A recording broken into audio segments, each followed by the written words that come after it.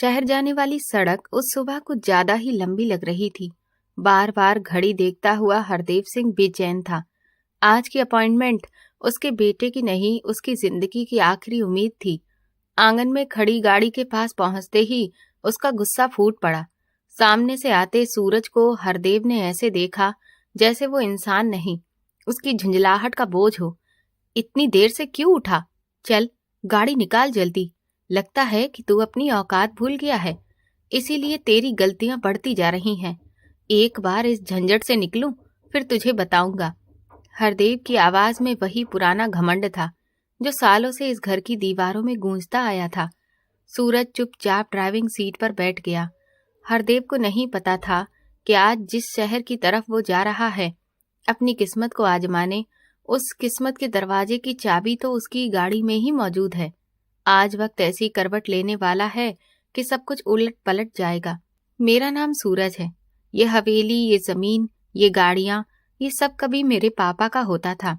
मैं अपने माँ बाप का इकलौता था, उनका बहुत लाडला और आंख का तारा। मेरे पापा रघुवीर सिंह इसी गांव की मिट्टी में पले बड़े थे, जबकि मेरे चाचा हरदेव सिंह को शुरू से ही शहर की रंगीन चकाचौंध पसंद थी। दादाजी के जाने के बाद जायदाद का बंटवारा हुआ तो चाचा अपना हिस्सा लेकर शहर में शिफ्ट हो गए थे। पापा को अपने गांव से बहुत प्यार था। उन्होंने अपना हिस्सा संभाला और अपनी मेहनत से उसे दुगना तिगना कर दिया। मुझे याद है वो दिन जब मैं छोटा था। पापा मुझे गोद में बिठाकर कहते थे, सूरज बेटा, यह हवेली सिर्फ ईंट और पत्थर की नहीं है, यह हमारी इज्जत है। तुम्हें बड़े होकर इसकी सुरक्षा करनी है। मैं हंसते हुए उनके गले लग जाता था। हमारी जिंदगी बहुत सुकून भरी थी। पापा ने अपनी मेहनत के दम पर इतना कुछ बना लिया था कि लोग हमसे बहुत जलते थे। इतनी बड़ी हवेली, दुकान, हर चीज पापा के नाम पर थी।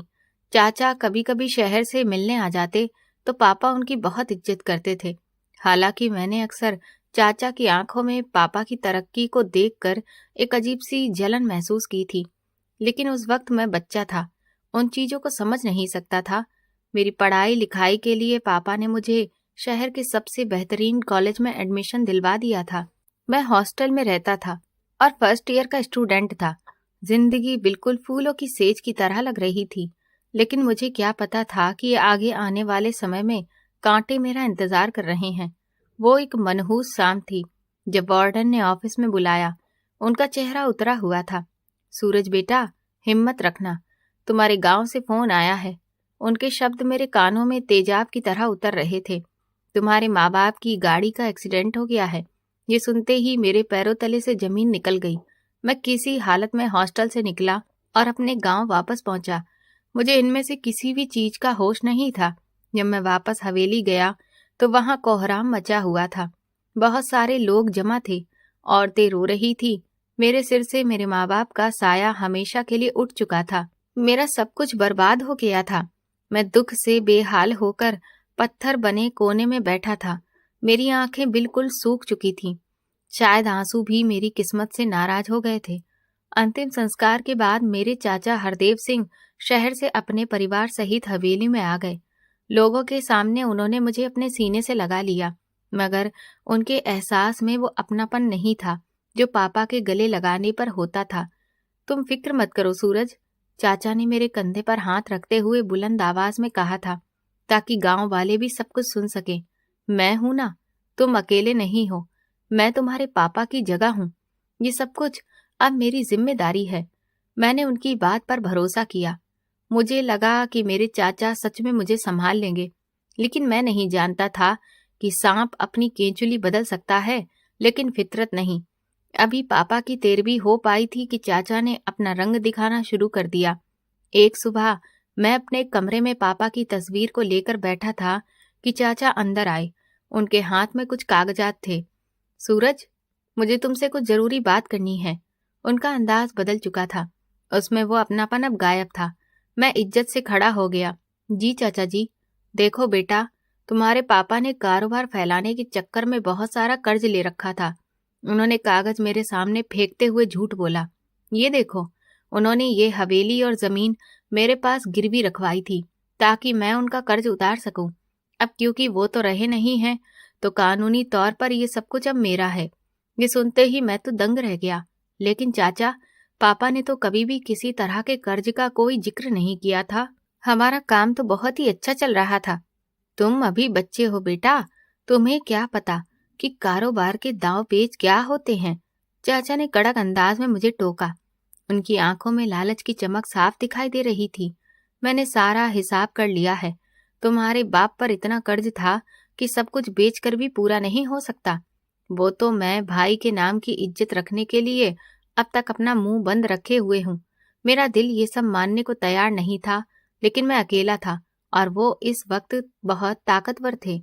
मैं गांव के कुछ बड़ों से बात करने की कोशिश की, लेकिन चाचा ने पहले ही सबको अपने शीशे में उतार लिया था। वो शहर के चालाक आदमी थे। गांव के सीधे साधे लोगों को अपनी बातों में उलझाना बहुत अच्छे से जानते थे। सबने यही कहा कि हरदेव सिंह ठीक ही कह रहे होंगे, वो तुम्हारे चाचा हैं, तुम्हारा बुरा क्यों चाहेंगे। और फिर वो भयानक दिन भी आ गया जब चाचा ने मेरा सामान मेरे ही कमरे से बाहर निकलवा दिया। ये ऊपर वाला पोर्शन विक्रम और मेरी बेटियों के लिए है। चाचा ने बड़ी बेरहमी से कहा, तुम अगर यहाँ पर रहना चाहते हो तो तुम्हें अपनी रोजी रोटी खुद ही कमानी होगी। मुफ्त की रोटियां तोड़ने की गुंजाइश मेरे पास तुम्हें नहीं मिलने वाली। मैं अब अपनी ही हवेली के आंगन में खड़ा हुआ आंखों में आंसू लिए उस आदमी को देख रहा था जिसे पापा ने हमेशा सर आंखों पर बिठाया था। तो फिर मैं कहाँ पर जाऊं चाचा? मेरी आवाज बड़ी मुश्किल से निकली। वो बाहर क्वार्टर में जगह खाली है, वहां पर रह लो। चाचा ने नफरत से नौकरों के कमरों की तरफ इशारा किया। और हाँ, पुराने ड्राइवर को छुट्टी पर भेज दिया गया है। अगर अब तुम यहाँ पर रहना चाहते हो तो फिर तुम्हें ये काम करना होगा। इसके बदले में तुम्हें खाना भी मिल जाएगा और रहने की जगह भी, और साथ ही अपनी बाकी की जरूरतों के लिए बाहर कोई दूसरा काम धंधा ढूंढ लेना। अगर ये शर्त मंजूर है तो ठीक है, वरना दरवाजा खुला हुआ है, जहां मर्जी हो जा सकते हो। उस पल मेरा जी चाहा कि मैं चीखूं चिल्लाऊं, सबको बताऊं कि ये सब झूठ है, ये धोखा है। लेकिन मैं जानता था कि मेरी पुकार सुनने वाला कोई भी नहीं है। मेरे पास अब दो रास्ते थे, या तो मैं गांव छोड़कर चला जाता या फिर दर दर की ठोकरें खाता। अब क्या करता? हवेली में नौकर बनता या फिर सही वक्त का इंतजार करता? मैंने इसीलिए दूसरा रास्ता चुना, क्योंकि मैं अपनी पढ़ाई लिखाई नहीं छोड़ना चाहता था। मैं बहुत अच्छे से ये बात जानता था कि सिर्फ पढ़ाई ही वो ताकत है जिससे मैं अपने अधिकारों को वापस हासिल कर सकता हूँ। मुझे मंजूर है चाचा, मैंने सर झुकाकर कहा। ये सुनते ही उनके होठों पर एक जीत भरी मुस्कुराहट फैल गई। उन्हें लगा कि उन्होंने मुझे तोड़ दिया है, लेकिन वो नहीं जानते थे कि उन्होंने एक चट्टान को अच्छे से तराशने का काम शुरू कर दिया है। उस दिन के बाद से मैं मालिक से नौकर बन गया। मैंने ड्राइवर का काम संभाल लिया। वो हवेली जहाँ कभी मेरा ऑर्डर चला था, अब वहां मुझे खुद ऑर्डर दिया जाने लगा। चाचा की बेटियों को मैं स्कूल छोड़ने जाता, चाचा को उनके काम से शहर ले जाता, उनकी पत्नी के लिए घर का सामान लेकर आता। ये सब अब मेरी जिम्मेदारी बन गया था। रात को जब सब सो जाते, मैं क्वार्टर की धीमी रोशनी में अपनी किताबें खोल लेता। मैंने शहर में कुछ बच्चों को ट्यूशन पढ़ाने का काम शुरू कर दिया था। इसके साथ ही कुछ अच्छी स्कॉलरशिप के बारे में भी मैंने जानकारी जुटाई और फॉर्म भर दिए, ताकि स्कॉलरशिप के पैसों से मैं अपनी वो डिग्री हासिल कर सकूं जो मेरा सपना है। इसके बाद मैंने एडमिशन लिया और प्राइवेट एग्जाम देता रहा। साथ ही साथ मैंने अपने काम को सिर्फ डिग्रियों तक ही नहीं बल्कि अनुभव में भी बदलना शुरू कर दिया था। ये सब करना मेरे लिए बहुत मुश्किल था, क्योंकि चाचा की एक तीखी नज़र मुझ पर रहती थी। लेकिन शहर में कमाए हुए पैसों में से जब कुछ हिस्सा मैं उनके हाथ में रख देता था तो उन्हें तसल्ली हो जाती थी कि मैं तो बस शहर में छोटी मोटी मजदूरी करके ही सिमट कर रह चुका हूँ और अब मेरा कोई खास भविष्य नहीं है। और इस तरह से कई सालों का वक्त बीत गया और चाचा को कभी भी पता नहीं चला कि मैं असल में अपनी जिंदगी में क्या कर रहा हूँ। मेरी आंखों में नींद की जगह थकान नहीं थी, बल्कि खुद को साबित करने का जुनून था। मैं चाचा को ये दिखाना चाहता था कि वो मुझसे सब कुछ छीन सकते हैं, लेकिन मेरी किस्मत नहीं। चाचा शहर के रहने वाले थे, उन्हें गांव की परंपराएं और यहाँ की रीति रिवाजों के बारे में ज्यादा जानकारी नहीं थी। शहर की दौलत और हवेली के घमंड ने उन्हें अंधा कर दिया था। वो समझते थे कि पैसा ही हर मुसीबत का हल है। यहाँ के ठाकुर साहब, भैरव ठाकुर, वो बहुत ताकतवर और लालची इंसान थे। गांव में उनकी बात पत्थर की लकीर मानी जाती थी। चाचा की अकड़ ठाकुर साहब को एक आंख भी पसंद नहीं आती थी। चाचा जब भी गांव की पंचायत में बैठते तो ठाकुर की बात काटने की कोशिश करते। वो हर वक्त अपनी दौलत का रौब झाड़ते थे। ये देहाती लोग क्या जाने कि कानून क्या होता है, चाचा अक्सर घर में कहा करते थे। यही लड़ाइयां फिर धीरे धीरे दुश्मनी में बदलने लगी थीं और फिर वो हादसा हुआ जिसने सब कुछ बदल कर रख दिया। चाचा का बेटा विक्रम, जो बहुत बिगड़ा हुआ था और रईसी में डूब चुका था, उसे अपने आप पर बहुत घमंड था। एक दिन बाजार में विक्रम और ठाकुर साहब के बेटे आदित्य का आमना सामना हो गया। बात तो मामूली सी थी, शायद गाड़ी रास्ते से हटाने पर उनकी बहस शुरू हुई थी, जो धीरे धीरे तीखी हो गई। दोनों तरफ जवान खून था और अहंकार भी सिर चढ़कर बोल रहा था। फिर बात गाली गलौज से बढ़कर हाथापाई तक पहुंच गई। बाजार में लोगों की भीड़ जमा हो गई। मैं भी उस वक्त कुछ ही दूरी पर मौजूद था। चाचा के लिए दवाइयां लेने आया था।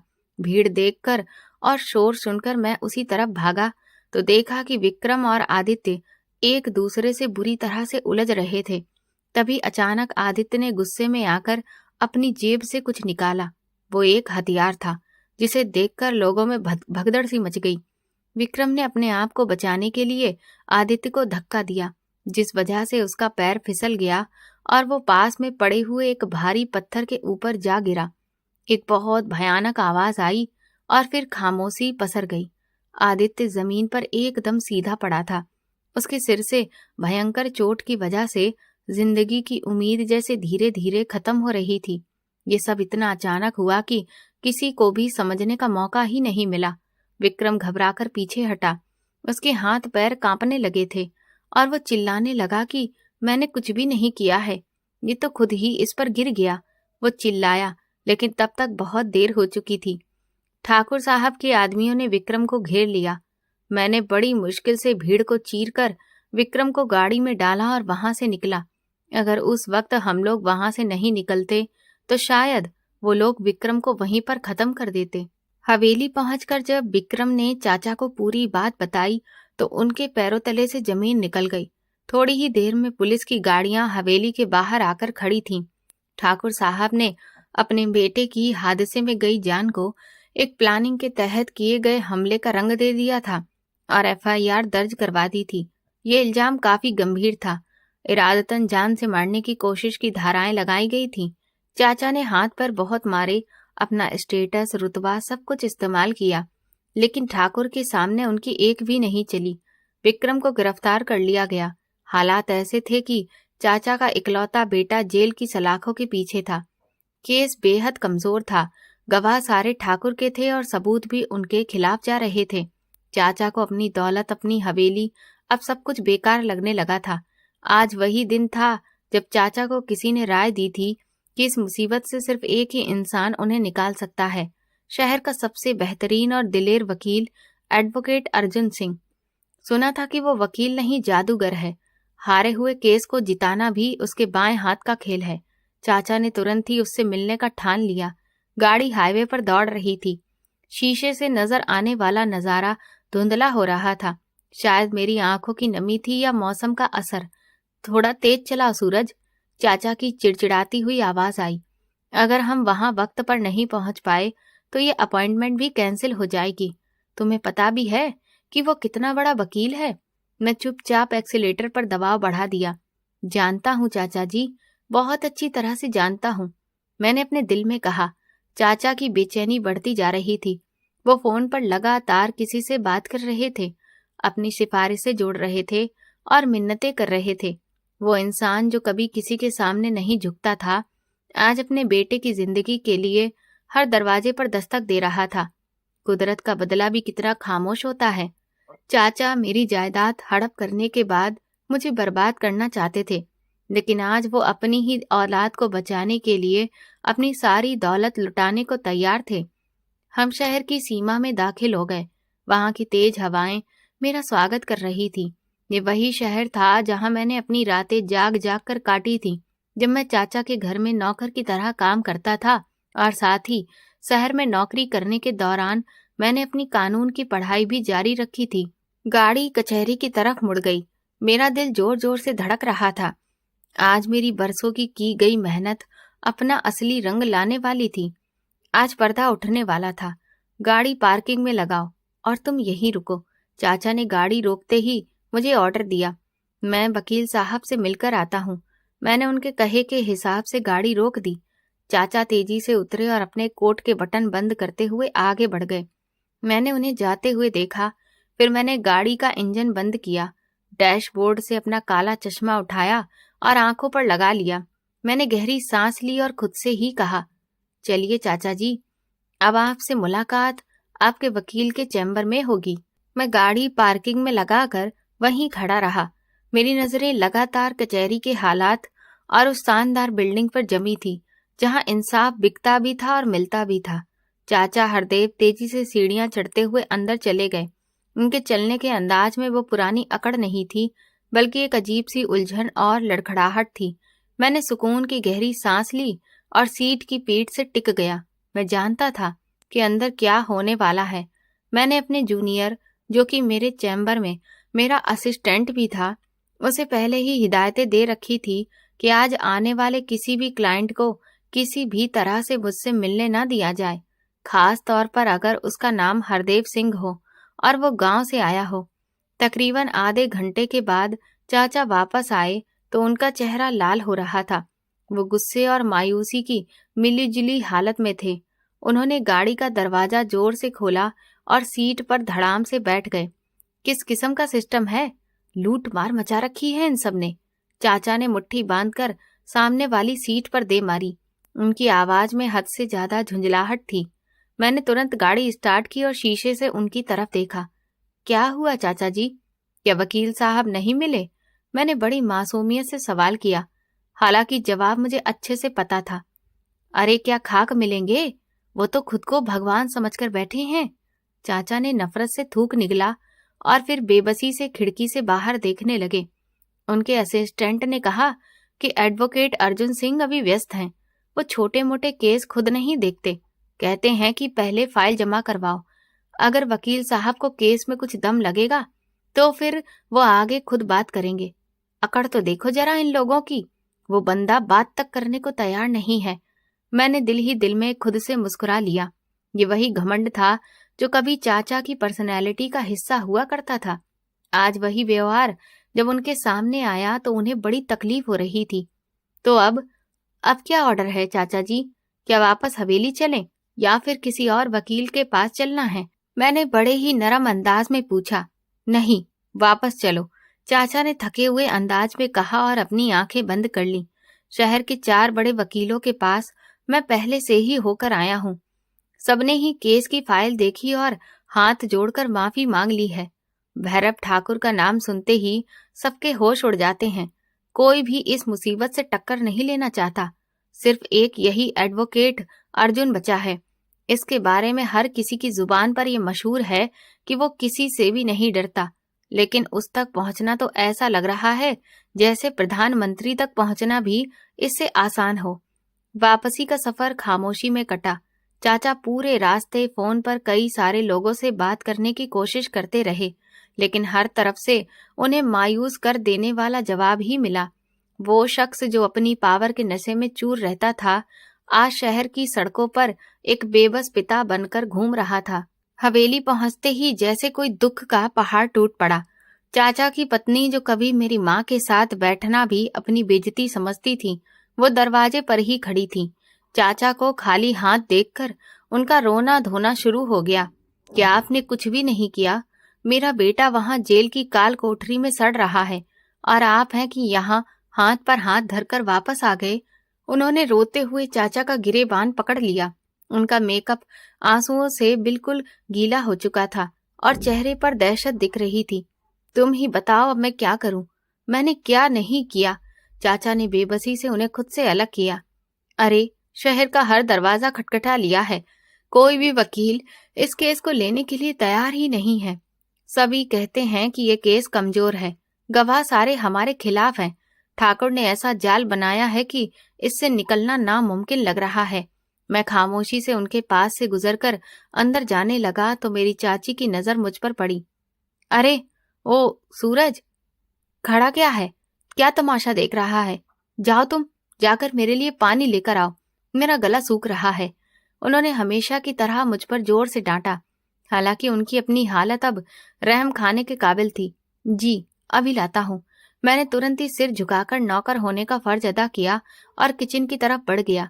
मैं उनकी बदतमीजी का बुरा नहीं मानता था, क्योंकि मैं जानता था कि ये उनकी फ्रस्ट्रेशन है जो मुझ पर निकल रही है। पानी का गिलास लेकर वापस आया तो चाचा सिर पकड़कर सोफे पर बैठे थे और मेरी चाची जमीन पर बैठी रो धो रही थी। अगर मेरे विक्रम को कुछ हुआ तो मैं इस हवेली को आग लगा दूंगी। हरदेव, मुझे मेरा बेटा हर हाल में चाहिए, चाहे तो ये सारी दौलत लुटा दो। उनकी आवाज में ममता का दर्द था जो पत्थर दिल को भी पिघला सकता था।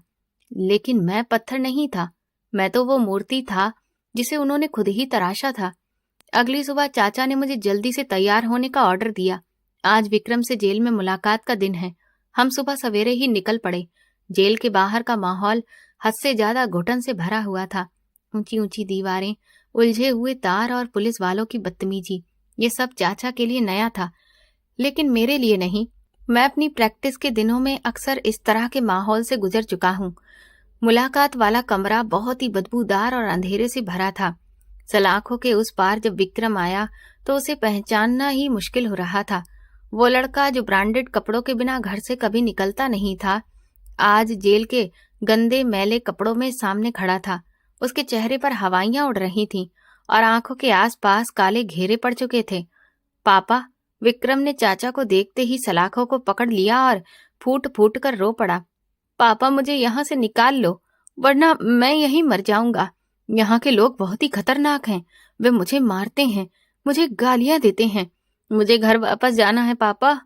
ये सुनते ही चाचा की आंखों से आंसू बहने लगे। वो आगे बढ़े और सलाखों के बीच से हाथ डालकर विक्रम का चेहरा छुआ। मेरे शेर, मेरे बेटे, तुम हिम्मत रखो। मैं अपनी पूरी जान लगा रहा हूँ, हर मुमकिन कोशिश कर रहा हूँ। बहुत जल्द ही तुम्हें मैं यहाँ से लेकर जाऊंगा। चाचा की आवाज भी भर आई थी। वो अपने बेटे को दिलासा तो दे रहे थे, लेकिन उनके अपने अंदाज में भरोसे की कमी थी। मैं पीछे दीवार से टेक लगाकर खड़ा ये सब देख रहा था। विक्रम की हालत देखकर मुझे तरस नहीं आ रहा था, बल्कि मुझे वो वक्त याद आ रहा था जब उसने मुझे मेरे ही घर से धक्के देकर निकाला था। पापा, वो ठाकुर झूठ बोल रहा है। मैंने उसके बेटे को जानबूझकर धक्का नहीं दिया था। वो सिर्फ एक हादसा था। आप किसी बड़े वकील को लेकर क्यों नहीं आते हो? विक्रम ने सिसकते हुए कहा। मैं गया था बेटा, कई सारे बड़े बड़े वकीलों के पास गया, लेकिन उन सबने तुम्हारा केस अपने हाथ में लेने से मना कर दिया। फिर मैं एक और बहुत बड़े निडर वकील अर्जुन के पास भी गया, लेकिन उस तक पहुंचना बहुत ही मुश्किल है। चाचा ने शर्मिंदगी से सिर झुका लिया।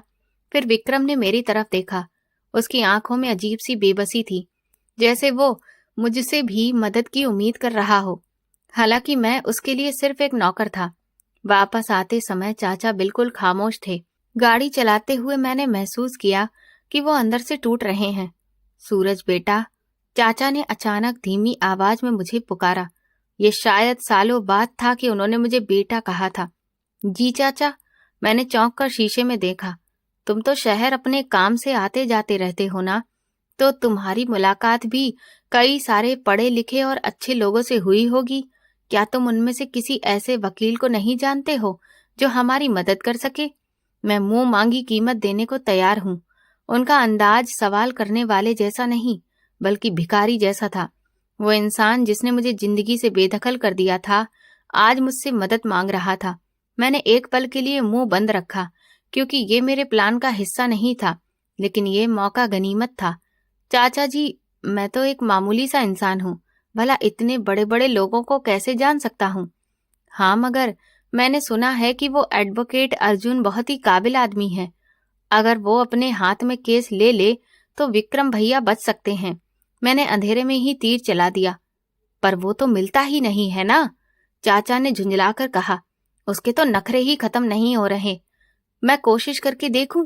मैंने डरते हुए एक पेशकश की। दरअसल मेरे स्कूल टाइम का एक पुराना दोस्त है जो कि कचहरी में ही क्लर्क है। शायद वो कोई रास्ता निकलवा दे। चाचा की आंखों में ये सुनते ही उम्मीद की किरण जाग उठी। वो सीट से थोड़ा सा आगे हुए। अच्छा, क्या तुम ऐसा करवा सकते हो? देखो सूरज, अगर तुम मेरी ये मीटिंग करवा देते हो तो मैं तुम्हारा ये एहसान कभी नहीं भूलूंगा। तुम जो मांगोगे वो दूंगा। मैंने दिल में सोचा, जो मांगूंगा चाचा, वो देने के लिए आपको बहुत बड़ा दिल चाहिए होगा। फिर मैंने सिर हिलाकर कहा कि ठीक है, मैं आज ही अपने उस दोस्त से बात करता हूँ चाचा जी, आप बिल्कुल भी फिक्र मत करिए। रात को जब हवेली की रोशनियां बुझ गईं, मैं अपने क्वार्टर में बैठा था। दरवाजा अंदर से बंद करके मैंने अपने बिस्तर के नीचे छुपाया हुआ अपना दूसरा मोबाइल निकाला। ये वो मोबाइल और नंबर था जो सिर्फ मेरे खास क्लाइंट और स्टाफ के पास ही रहता था। मैंने अपने असिस्टेंट रोहित को कॉल मिलाई। हेलो सर, दूसरी तरफ से तुरंत जवाब आया। रोहित, कल सुबह 10 बजे हरदेव सिंह को कॉल करना। मैंने अपने वकील वाले अंदाज में, जो नौकर सूरज के अंदाज से बिल्कुल अलग था, इंस्ट्रक्शंस दिया। उन्हें कहना कि एडवोकेट अर्जुन ने उनकी फाइल देख ली है। केस बहुत ही पेचीदा है, लेकिन वो मिलने के लिए तैयार हैं। जी सर, मैं समझ गया। लेकिन मीटिंग के लिए क्या टाइम दे दूं? रोहित ने पूछा। उनसे कहना कि वो परसों कचहरी आ जाएं। लेकिन एक बात याद रखना, उन्हें ये यकीन दिलाना है कि वकील साहब बहुत ही मुश्किल से माने हैं और ये उनके पास आखिरी मौका है। अगर वो लेट हो गए या उन्होंने कोई भी चालाकी दिखाने की कोशिश की तो फिर वकील साहब ये केस छोड़ देंगे। मैंने सख्ती से कहा, सर आप बिल्कुल भी फिक्र ना करें, मैं उन्हें ऐसा घुमाऊंगा कि वो अपना सिर ऊपर नहीं उठा पाएंगे। रोहित हंसने लगा। मैंने फोन रख दिया और मुस्कुराकर सामने शीशे में देखा। जाल बिछ चुका था। मछली खुद कांटे की तरफ आ रही थी।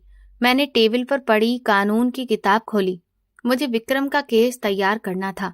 ये सिर्फ चाचा को झुकाने का मामला नहीं था, ये एक बेगुनाह को फांसी से बचाने का मामला भी था। मैं जानता था कि विक्रम बिगड़ा हुआ जरूर है, लेकिन वो कातिल नहीं है और मेरा ज़मीर मुझे इजाजत नहीं देता था कि मैं पर्सनल बदले के इंसाफ को मरते हुए देखूं। मेरा बदला चाचा के घमंड से था, उनके बेटे की जिंदगी से नहीं। अगले दिन हवेली में अजीब सी बेचैनी थी। चाचा फोन के पास बैठे थे, जैसे किसी मसीहा की कॉल का इंतजार कर रहे हों। मैं आंगन में गाड़ी धो रहा था जब फोन की घंटी बजी। हेलो। हाँ जी, मैं हरदेव सिंह ही बोल रहा हूँ। उनकी आवाज कांप रही थी। मैंने कपड़े को निचोड़ते हुए आंख के किनारे से उनकी तरफ देखा। आपका बहुत बहुत धन्यवाद। भगवान आपका भला करे। मैं पहुंच जाऊंगा। बिल्कुल बिल्कुल, वक्त पर पहुंचूंगा। आपकी बहुत मेहरबानी है। चाचा ने रिसीवर रखा तो उनका चेहरा खिल गया। वो तेजी से आंगन में आए। सूरज, अरे ओ सूरज, उन्होंने खुशी से आवाज दी। तुम्हारा काम हो गया बेटा, वकील साहब तो मान गए। उन्होंने परसों बुलाया है। लगता है तुम्हारी सिफारिश काम कर गई या फिर मेरी किस्मत ही जाग उठी है। मैं सीधा खड़ा हुआ और हाथों से अपने झाग को साफ किया। ये तो बहुत अच्छी खबर है चाचा जी, भगवान विक्रम की रक्षा करे। तैयारी कर लीजिए, परसों हमें वक्त से पहले ही पहुंचना है। इस बार मैं कोई भी गलती नहीं करना चाहता। अगर ये वकील हाथ से निकल गया तो फिर सब कुछ खत्म हो जाएगा। चाचा ने तुरंत भगवान के सामने माथा टेका। वो ऊपर वाले को धन्यवाद दे रहे थे। मुझे उन पर तरस भी आ रहा था और हंसी भी। वो जिस भगवान को धन्यवाद कह रहे थे, उसी ने उनकी मदद की डोर इस भतीजे के हाथ में पकड़ा दी थी, जिसे उन्होंने दूसरों के सहारे पर छोड़ दिया था। रात को जब मैं चाचा के लिए दवा लेकर उनके कमरे में गया तो वो किसी गहरी सोच में खोए हुए थे। टेबल पर रख दो, उन्होंने इशारा किया। मैं दवा रखकर पलटने लगा तो उन्होंने रोक लिया। सूरज, तुम्हें लगता है कि सब ठीक हो जाएगा?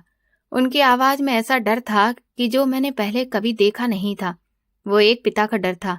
मैंने जिंदगी में बहुत लोगों को गिराया, लेकिन आज अपनी औलाद के लिए डर लग रहा है। अगर विक्रम को कुछ हो गया तो मैं जिंदा नहीं रह पाऊंगा। उनकी आंखों में नमी तैर रही थी। ये वो लम्हा था जब मेरा दिल चाहा कि मैं उन्हें सब बता दूं, उन्हें दिलासा दूं कि मैं हूं ना, मैं सब संभाल लूंगा। लेकिन फिर मुझे पापा का चेहरा याद आ गया। वो धक्के याद आ गए जो मुझे उस घर से निकालते वक्त दिए गए थे। भगवान सब ठीक करेगा चाचा जी, आप बस अपनी नीयत साफ रखिए। मदद भगवान के भरोसे से ही आती है। ये कहकर मैं कमरे से निकल गया। मैं जानता था कि परसों का दिन बहुत भारी होने वाला है। चाचा कचहरी जाएंगे उम्मीद लेकर, और वहां उनका सामना अपनी जिंदगी के सबसे बड़े झटके से होगा। स्टेज तैयार था, किरदार अपनी अपनी जगह पर खड़े थे, बस पर्दा उठने की देर थी। रात का पिछला पहर था और हवेली पर एक अजीब सी वीरानी छाई हुई थी। खामोशी इतनी गहरी थी कि दूर किसी कुत्ते के भौंकने की आवाज भी दिल दहला देती थी। मैं अपने क्वार्टर में बैठा अगले दिन की तैयारी कर रहा था। मेरी चारपाई पर 2 पोशाकें पड़ी थीं। एक वो ड्रेस जो हवेली के ड्राइवर की पहचान थी, और दूसरा वो काला सूट जो शहर के सबसे बड़े वकील की इज्जत था। दरवाजे पर दस्तक हुई। मैंने तुरंत वकील के कपड़े छुपा दिए, सारी किताबें तख्त के नीचे कर दी और चादर को अच्छे से नीचे तक फैला दिया। फिर दरवाजा खोला। सामने चाचा खड़े थे। उनके चेहरे पर हवाइयां उड़ रही थीं और हाथों में फाइल कांप रही थी। सूरज बेटा, तुम अभी भी जाग रहे हो? उनकी आवाज में वो रौब नहीं था जो कभी हुआ करता था। जी चाचा जी, बस सोने ही वाला था। सुबह जल्दी निकलना है ना? हाँ, इसीलिए आया हूं कि तुम्हें याद दिला सकूं कि सुबह गलती की कोई गुंजाइश नहीं है। अगर हम लोग 1 मिनट भी लेट हुए तो वकील साहब मीटिंग कैंसिल कर देंगे। मैंने सुना है कि वो वक्त के बहुत ही पाबंद हैं। चाचा ने परेशानी से माथे पर हाथ फेरा। आप फिक्र ना करिए, मैं अलार्म लगाकर सोऊंगा। गाड़ी बिल्कुल तैयार है, टंकी भी फुल है। मैंने उन्हें तसल्ली दी। चाचा वहीं चौखट पर बैठ गए। वो शायद अंदर से इतने डरे हुए थे कि उन्हें अकेलापन काट रहा था। सूरज, तुम्हें पता है, आज मुझे नींद नहीं आ रही। मेरा विक्रम वहां जेल की ठंडी फर्श पर सो रहा होगा। वो तो मखमल के गद्दों के बिना सोता भी नहीं था। पता नहीं उसने कुछ खाया होगा या नहीं। चाचा की आंखों में आंसू तैरने लगे। मैं उनके पास ही बैठ गया। दिल में अजीब सा तूफान था। ये वही इंसान था जिसने मुझे मेरी ही बाप के घर से निकालकर इस नौकर के क्वार्टर में फेंक दिया था। तब उसे मेरी नींद या मेरी भूख का ख्याल नहीं आया था, मगर आज कुदरत ने हिसाब बराबर कर दिया था। चाचा, भगवान सब ठीक करेगा, ये वक्त भी गुजर जाएगा। मैंने वही रटी रटाई बात कह दी। काश ये वक्त कभी आता ही नहीं। काश मैं गांव के ठाकुर से दुश्मनी मोल न लेता। अब मुझे अपनी दौलत, अपनी जमीन सब बेकार लग रही है। अगर मेरा बेटा नहीं बचा तो फिर ये सब किस काम का है। चाचा ने गहरी आह भरी और उठकर खड़े हो गए। खैर, तुम सो जाओ, सुबह सफर लंबा है। ये कहकर वो अंधेरे में गायब हो गए। मैंने दरवाजा बंद किया और एक गहरी सांस ली। चाचा की तड़प देखकर मुझे खुशी नहीं हुई, बल्कि सुकून जरूर मिला कि कर्मों का फल अटल है। सुबह सूरज निकलने से पहले ही हम शहर के लिए रवाना हो गए। धुंध बहुत गहरी थी और नजर ज्यादा दूर तक नहीं जा रही थी। गाड़ी चलाते हुए मैं बार बार शीशे में चाचा को देख रहा था। वो पिछली सीट पर बैठे बाहर देख रहे थे और बार बार गाड़ी घड़ी पर भी नजर डाल रहे थे। सूरज, गाड़ी तेज चलाओ, हमें हर हाल में 9 बजे कचहरी पहुंचना है। चाचा ने बेचैनी से कहा। चाचा जी, कोहरा बहुत ज्यादा है। अगर गाड़ी तेज चलाई तो भगवान न करे कोई हादसा भी हो सकता है। हम वक्त पर पहुंच जाएंगे, आप परेशान न हो, मैंने नरमी से समझाया। अरे परेशान कैसे ना हो, तुम्हें पता है ना, ये आखिरी उम्मीद है। अगर वो वकील अर्जुन सिंह ने केस लेने से मना कर दिया तो फिर विक्रम को कोई भी नहीं बचा सकेगा। वकील के असिस्टेंट ने साफ कहा था कि साहब मूडी आदमी हैं, अगर फाइल पसंद आई तो बात करेंगे, वरना मिलेंगे भी नहीं। चाचा की आवाज कांप रही थी। मैंने दिल ही दिल में खुद से मुस्कुरा लिया। वो नहीं जानते थे कि एडवोकेट अर्जुन का मूड आज सिर्फ एक ही चीज पर टिका है, और वो है इंसाफ। शहर में दाखिल होते ही चहल पहल बढ़ गई थी। गाड़ियों का शोर और जिंदगी की भागदौड़ शुरू हो चुकी थी। मैंने गाड़ी कचहरी की तरफ मोड़ी। मेरा दिल जोर जोर से धड़क रहा था। आज के दिन मेरी जिंदगी का सबसे खास दिन था। आज मैं ड्राइवर सूरज से एडवोकेट अर्जुन बनने जा रहा था। मैंने गाड़ी कचहरी के मेन गेट से थोड़ा दूर रोकी। चाचा जी, गाड़ी पार्किंग में लगाने में टाइम लगेगा, आप यहीं उतर जाइए ताकि आपको देर ना हो। मैं गाड़ी लगाकर आता हूँ, मैंने सफाई पेश की। हाँ, ये ठीक रहेगा, तुम ठीक कहते हो। चाचा तुरंत गाड़ी से उतरे। उन्होंने अपना कोट ठीक किया और फिर फाइल सीने से लगा ली। मैं असिस्टेंट के पास जा रहा हूँ, तुम गाड़ी लगाकर वहीं पर आ जाना, उन्होंने कहा और तेज कदमों से भीड़ में खो गए। मैंने सुकून की सांस ली। पहली स्टेज पूरी हो गई थी। मैंने गाड़ी को आम पार्किंग की बजाय वकीलों के लिए रिजर्व की गई पार्किंग की तरफ मोड़ा। गेट पर खड़े गार्ड ने गाड़ी पहचान ली और तुरंत बैरियर हटाकर सैल्यूट किया। मैंने गाड़ी अंदर पार्क की और अपने चैम्बर के पिछले दरवाजे की तरफ बढ़ा। ये रास्ता सिर्फ मेरे पर्सनल स्टाफ ही इस्तेमाल करता था। मैं तेजी से सीढ़ियां चढ़कर अपने ऑफिस में दाखिल हुआ। मेरा असिस्टेंट रोहित वहां मौजूद था और बेसब्री से मेरा इंतजार कर रहा था। सर, आप आ गए? हरदेव सिंह पहुंच चुके हैं। वो बाहर वेटिंग रूम में बैठे हैं। रोहित ने मुझे जानकारी दी। गुड, उन्हें वहीं बैठने दो। उन्हें एहसास होना चाहिए कि वो किसी से मिलने आए हैं, मैंने कहा और अपने प्राइवेट रूम में चला गया। वहां मैंने ड्राइवर वाली ड्रेस उतार दी। शीशे के सामने खड़े होकर मैंने अपनी सफेद शर्ट पहनी और काली टाई लगाई और फिर वो कोट पहना जो मेरी पावर को साफ दिखा रहा था। बालों को मैंने ठीक किया और कलाई पर घड़ी बांधी। शीशे में अब सूरज ड्राइवर नहीं बल्कि एडवोकेट अर्जुन खड़ा था। मेरी आंखों में वही चमक थी जो कभी मेरे बाप की आंखों में हुआ करती थी। मैंने रोहित को इंटरकॉम पर कॉल की। क्या स्टेटस है? सर, वो बहुत ज्यादा घबराए हुए हैं, बार बार पानी पी रहे हैं। मैंने उन्हें बता दिया है कि सर अभी एक बहुत ही इंपॉर्टेंट मीटिंग में हैं, बस फ्री होने वाले हैं। रोहित ने हंसते हुए बताया। ठीक है, उन्हें और 15 मिनट तक इंतजार करवाओ। मैं चाहता हूं कि उनका सारा गुरूर मिट्टी में मिल जाए ताकि जब वो मेरे सामने आए तो सिर्फ एक फरियाद करने वाले हों। मैंने हिदायत दी और कुर्सी पर बैठकर विक्रम के केस की फाइल दोबारा देखने लगा। केस कमजोर था लेकिन नामुमकिन नहीं। पुलिस की जांच पड़ताल में बहुत सारे झोल थे। ठाकुर साहब ने इमोशनल होकर रिपोर्ट दर्ज करवा दी थी लेकिन ठोस सबूतों की कमी थी। अगर सही तरीके से पैरवी की जाती तो विक्रम बरी हो सकता था, लेकिन मेरा मकसद सिर्फ विक्रम को बचाना नहीं था बल्कि चाचा को उनकी गलती का एहसास भी दिलाना था। दूसरी तरफ वेटिंग रूम में चाचा की हालत बहुत ही नाजुक हो रही थी। ये कमरा किसी 5 स्टार होटल की लॉबी के जैसा था। नरम सोफे, ठंडी हवा और दीवारों पर लगी बड़ी बड़ी पेंटिंग्स। चाचा ने अपनी जिंदगी में कभी ऐसा वकील का ऑफिस नहीं देखा था। वहां आने वाले दूसरे क्लाइंट्स भी बहुत बड़े लोग लग रहे थे। कोई बिजनेसमैन था तो कोई राजनेता। चाचा खुद को उन सबके बीच बहुत ही छोटा महसूस कर रहे थे। रोहित उनके पास आया और एक और फाइल उनके सामने टेबल पर रख दी। हरदेव जी, वकील साहब अभी फ्री नहीं हुए हैं। उनके पास एक बड़े मंत्री का फोन आया हुआ है। आपको थोड़ा और इंतजार करना पड़ेगा, रोहित ने बड़े एटीट्यूड में कहा। चाचा बोले, कोई बात नहीं बेटा, मैं इंतजार कर लूंगा, बस मीटिंग हो जाए तो बड़ी मेहरबानी होगी। ये वही इंसान था जो गांव में किसी को भी अपनी हवेली पर 5 मिनट इंतजार नहीं करवाता था। आज यहाँ घंटों से बैठा था। 15 मिनट बाद मैंने रोहित को इशारा किया। रोहित ने वेटिंग रूम में जाकर ऐलान किया, हरदेव सिंह जी, वकील साहब बात करने के लिए फ्री हो गए हैं, आइए मेरे साथ। चाचा तुरंत खड़े हो गए। उन्होंने कांपते हाथों से अपने कपड़े ठीक किए, भगवान का नाम लिया और रोहित के पीछे चल पड़े। वो एक लंबी गैलरी से गुजर रहे थे जिसके दोनों तरफ मेरे अवार्ड और शील्ड्स लगी हुई थीं। चाचा की नजरें उन कामयाबियों को देखकर और ज्यादा फैल रही थी। मेरे ऑफिस के बड़े दरवाजे के बाहर 2 गार्ड्स खड़े थे। उन्होंने रोहित को देखकर दरवाजा खोल दिया। अंदर रोहित ने रास्ता दिया। चाचा ने गहरी सांस ली और अंदर दाखिल हुए। कमरा बहुत बड़ा था। सामने एक बड़ी टेबल रखी थी जिसके पीछे एक शख्स कुर्सी की पीठ की तरफ मुंह घुमाकर बैठा फाइल पढ़ रहा था। कमरे में पिन ड्रॉप साइलेंस था। नमस्ते सर, चाचा ने बहुत ही कांपती आवाज में कहा।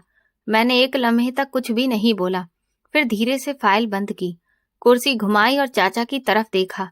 मैंने उस वक्त काला चश्मा लगा रखा था, इसीलिए वो तुरंत मेरी आंखों को नहीं देख सके। नमस्ते हरदेव जी, मैंने अपनी भारी और रौबदार आवाज में जवाब दिया। बैठिए। चाचा बैठ तो गए लेकिन उनकी नजरें अब मुझ पर ही जमी हुई थीं। शायद मेरी आवाज उन्हें जानी पहचानी सी लगी थी, या शायद मेरे चेहरे के नैन नक्श उन्हें कुछ याद दिला रहे थे। लेकिन अभी उनका दिमाग उस तरफ नहीं जा सकता था कि शहर का ये प्रसिद्ध वकील उनका अपना ही ड्राइवर हो सकता है। मैं आपके बेटे का केस पढ़ चुका हूँ, ये कहते हुए मैंने बात शुरू की।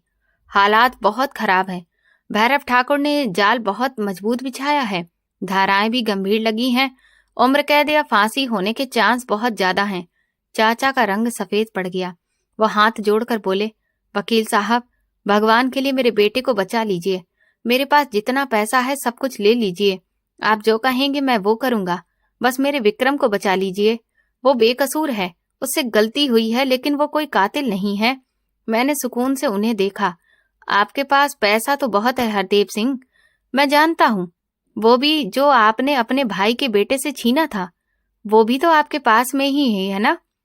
ये सुनकर चाचा को जैसे करंट लग गया। वो अपनी जगह पर पत्थर हो गए।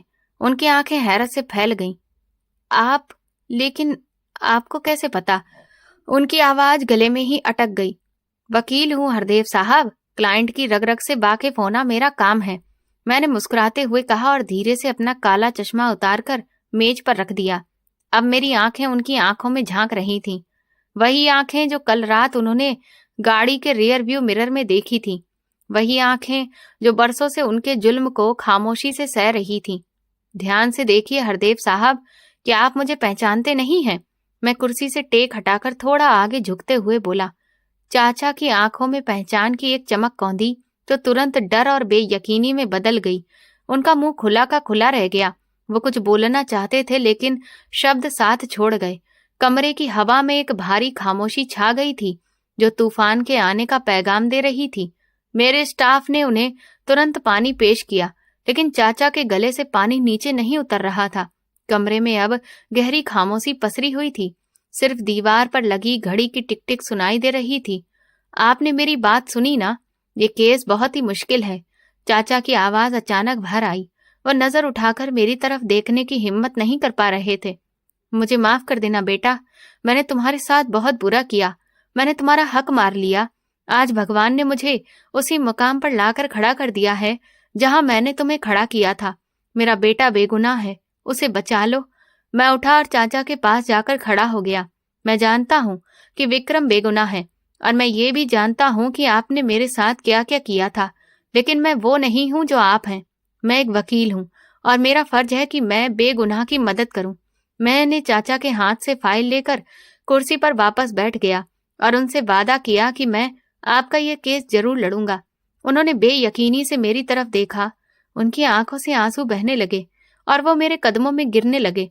नहीं चाचा, मैंने तुरंत उन्हें थाम लिया। आप मेरे पिता की जगह हैं। भगवान के लिए मुझे शर्मिंदा ना करें, लेकिन इसके लिए एक शर्त होगी। वो घबराकर मेरी तरफ देखने लगे। आप सबके सामने ये एक्सेप्ट करेंगे कि आपने मेरे पापा की जायदाद पर कब्जा कर लिया था। मैं ये नहीं कहता कि आप वो जायदाद मुझे वापस करें, क्योंकि मुझे अब उसकी जरूरत भी नहीं है। आज मैं खुद इस काबिल हूं कि उस जायदाद से दुगनी दौलत मेरे पास है। लेकिन मैं ये चाहता हूं कि आप दुनिया के सामने ये सच स्वीकार करें, ताकि कोई इंसान ये सब देखकर किसी अनाथ के अधिकार पर कब्जा करने की हिम्मत ना करे। क्या पता उस अनाथ के अंदर इतनी ताकत आ जाए कि एक वक्त ऐसा आए जब हमें उसी के सामने झुकना पड़े। चाचा ने ये सुनते ही हैरत से मुझे देखा। बस इतनी सी शर्त है? तुम मुझसे सब कुछ क्यों नहीं मांग लेते बेटा? मैं तो सब कुछ देने को तैयार हूँ, मैंने शांत लेकिन फैसला सुनाने वाले अंदाज में कहा। मुझे अब आपकी दौलत नहीं चाहिए, मुझे सिर्फ अपना खोया हुआ मुकाम और इज्जत चाहिए। मुझे वो सच चाहिए जिसे आपने झूठ के पर्दों में छुपा दिया था। चाचा ने मेरी शर्त मंजूर कर ली और रोते हुए मेरे सिर पर हाथ रख दिया। तुम जीत गए सूरज और मैं हार गया। आज मुझे एहसास हुआ कि बड़ा आदमी पैसे से नहीं, अपने जमीर से बनता है। लेकिन मुझे अभी तक समझ में नहीं आया कि तुम मेरी ही आंखों के सामने रहते हुए इतने बड़े वकील कब बन गए और मुझे पता ही नहीं चला। आखिर ये सब कैसे हुआ? चाचा की हैरत देखकर मुझे हंसी तो आई, लेकिन फिर मैंने उन्हें शुरू से सब कुछ बताया। मैंने बताया कि किस तरह शहर में ट्यूशन पढ़ाकर मैंने पैसा इकट्ठा किया, स्कॉलरशिप के एग्जाम्स निकाले और फिर स्कॉलरशिप के दम पर एडमिशन लिया, प्राइवेट एग्जाम भी दिए। उनसे मैं झूठ बोलता रहा कि मैं शहर में नौकरी कर रहा हूँ, जबकि असल में मैं अपनी पढ़ाई के साथ साथ कचहरी में प्रैक्टिस भी कर रहा था। वही मेरी काबिलियत को कुछ अच्छे वकीलों ने पहचाना और उन्होंने मुझे अपने जूनियर के तौर पर काम करने का मौका दिया। साल दर साल मेरा एक्सपीरियंस बढ़ता गया, लेकिन मैंने देखा कि कई वकील सिर्फ पैसे वालों का ही साथ देते थे। और उन्हीं को इंसाफ दिलवाते थे। इसी वजह से मैंने उन सब से अलग रास्ता चुना, सच्चाई का। मैंने कई गरीब किसान और मजदूर लोगों के केस मुफ्त में लड़े, जो पैसे वालों के खिलाफ थे। शुरू में मुझे बहुत दिक्कतें आईं, यहाँ तक कि मुझे जान से मारने की धमकियां भी मिली। लेकिन जब एक एक करके मैं सबके केस जीतता गया, तो मेरे साथ जनता की ताकत जुड़ती चली गई। मैं एक निडर और साहसी वकील के तौर पर मशहूर हो गया। हर कोई मुझे जानने लगा और लोगों को समझ में आ गया कि मैं इंसाफ का रखवाला हूँ। इसके बाद तो मेरे पास एक से एक बड़े क्लाइंट आने लगे और मेरी पहचान बड़े बड़े लोगों के बीच में होने लगी। आज ऐसा कोई बड़ा बिजनेसमैन या मंत्री नहीं है जो मेरे नाम अर्जुन सिंह को नहीं जानता। ये सफर कोई 1-2 साल का नहीं है चाचा जी, ये सफर कई सालों का है, जिसे मैंने अकेले ही तय किया है, वो भी आप सबसे छुपाकर। ये मेरे लिए बहुत मुश्किल रहा, लेकिन फिर भी मैंने कभी हार नहीं मानी और जिसका भी हाथ थामा उसे भी कभी हारने नहीं दिया। मैं ये बात कर ही रहा था कि तभी मेरे असिस्टेंट ने बताया कि शहर के सबसे बड़े बिजनेसमैन बलवंत राय मुझसे मिलने के लिए वेट कर रहे हैं। मैंने उसे तुरंत कहा कि उन्हें अंदर भेजो। वो जैसे ही अपने गार्डों के साथ अंदर आए, उन्होंने तुरंत ही मुझे गले से लगा लिया। ये खुशी इसलिए थी क्योंकि मैंने उनके एक बहुत मुश्किल केस को जीता था और इसी के लिए आज वो मुझे थैंक यू कहने आए थे। ये सब देखकर चाचा की आंखें फटी की फटी रह गईं। उन्हें अभी भी भरोसा नहीं हो रहा था कि उनके घर में जो लड़का एक मामूली नौकर के तौर पर काम कर रहा था, दरअसल उसकी पहचान उनकी सोच से भी कहीं ज्यादा बड़ी है। कुछ देर में बलवंत राय मुझसे मिलने के बाद चले गए और चाचा वहीं धड़ाम से कुर्सी पर बैठ गए। उनके दोनों हाथ जुड़ चुके थे और वो बार बार भरे गले से मुझसे माफी मांग रहे थे। मैंने चाचा जी से कहा कि आप ये सब मत कीजिए, आप घर जाइए, आगे अब सब कुछ मैं संभाल लूंगा। अगले 2 हफ्ते बहुत ही हंगामे से भरे थे। मैंने विक्रम का केस लड़ा। अदालत में मेरी दलीलों ने ठाकुर के झूठे गवाहों के परखच्चे उड़ा दिए। मैंने साबित किया कि विक्रम ने जो किया वो सिर्फ सेल्फ डिफेंस में ही था और वो सब किसी प्लानिंग के तहत नहीं था। मेरी कानूनी बहस इतनी करारी थी कि जज साहब को विक्रम की जमानत मंजूर करनी पड़ी और केस खत्म होने के मुहाने पर आ गया।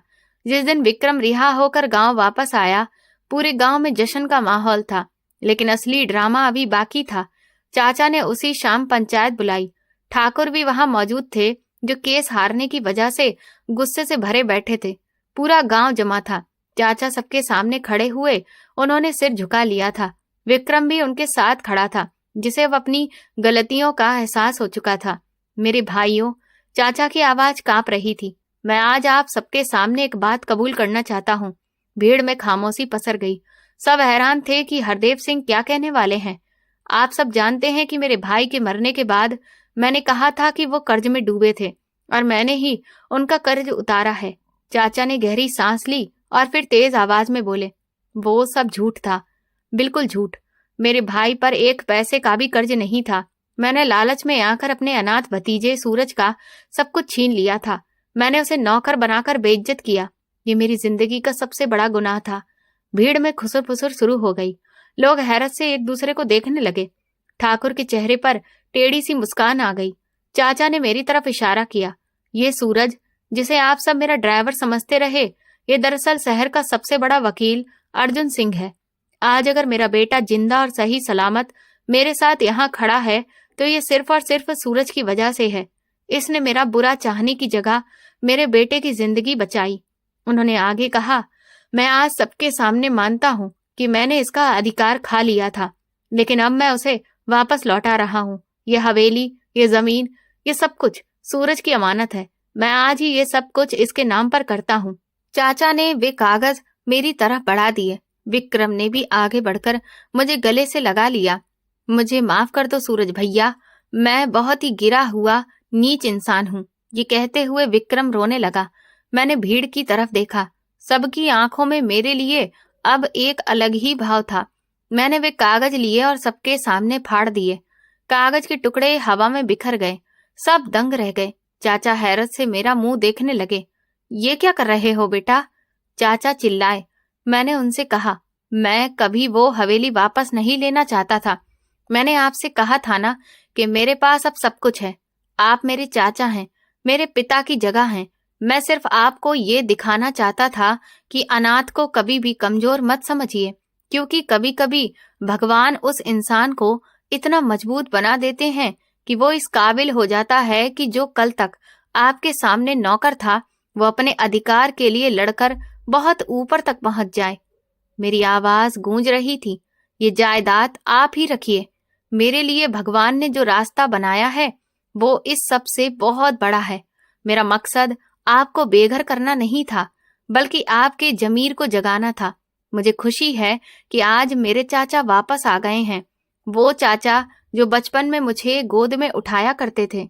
ये कहकर मैं दौड़कर उनके गले लग गया और बच्चों की तरह रोने लगा। तुम बहुत बड़े हो सूरज, तुमने मुझे जिता दिया। चाचा भी रो पड़े। मैंने कहा, मुझे बस यही चाहिए कि दोबारा कभी किसी अनाथ को इस तरह नौकर बनने पर मजबूर ना किया जाए, क्योंकि असली ताकत घमंड में नहीं, बल्कि इंसान के अच्छे चरित्र में होती है। मैंने विक्रम के कंधे पर थपकी दी और अपनी गाड़ी की तरफ बढ़ गया। आज मैं ड्राइविंग सीट पर नहीं बल्कि पिछली सीट पर बैठने वाला था और ड्राइविंग सीट पर मेरा ड्राइवर मौजूद था। मैंने पीछे मुड़कर हवेली को देखा। वो हवेली अब मेरी नहीं थी, लेकिन मैंने वहां के हर दिल को जीत लिया था और यही मेरी असली जीत थी। तो दोस्तों, अगर आपको ये कहानी पसंद आई है तो कमेंट करके जरूर बताएं। वीडियो को लाइक करें, हाइप दें और ज्यादा से ज्यादा शेयर करें। चैनल पर नए हैं तो सब्सक्राइब करें और नोटिफिकेशन बेल दबाएं ताकि अगली अपडेट सबसे पहले आपको मिले। ये कहानी केवल शिक्षा और मनोरंजन के उद्देश्य से बनाई गई है, जो पूरी तरह से काल्पनिक है। इसमें वर्णित पात्र, घटनाएं और स्थान वास्तविक जीवन से कोई भी संबंध नहीं रखते हैं। किसी भी व्यक्ति, समाज या वर्ग की भावनाओं को ठेस पहुंचाने का उद्देश्य नहीं है। धन्यवाद।